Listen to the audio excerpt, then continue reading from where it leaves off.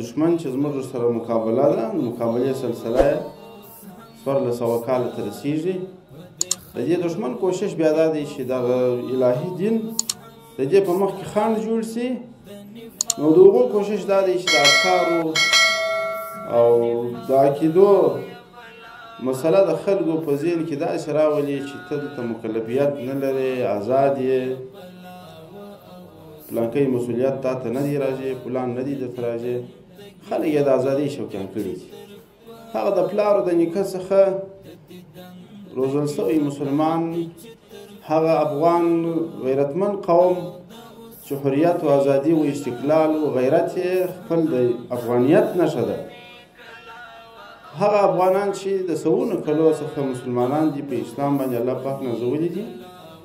د دغو افغانانو اوس هم افکار د بعضو داسې جوړ شوي دي چې کله یې په هغه الهي دین باندې مکلف کوې، خپله ذمهواري ادا کوې چې زه مسلمان امیر یم، زما دا مسؤلیت دی چې تا د الله تعالی پر دین برابر کړم، د الله تعالی دین ته چې متوجه کړم.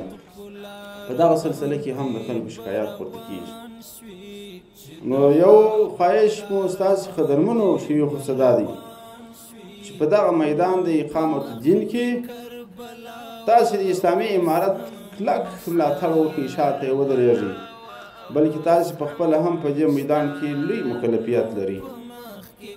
که کوم فرامین و هدایات د اسلامي امارت د محترم مقام د خوا څخه صادریږي او بیا د هغو مقابل کې خلک بغاوت کوي، خامخا به پر هغه خلکو باندې چې هغه د منافقت په لباس باندې یا زموږ ښکاره دښمنان یا ذوق د عقیدې لري، پر هغو به بد لګېږي. خو موږ تاسې د خپلو فرامینو د اسلامي امارت د هدایاتو په کلکه ملاتړ وکړو او هغه شرعي اړخ بیان کړو خلکو ته،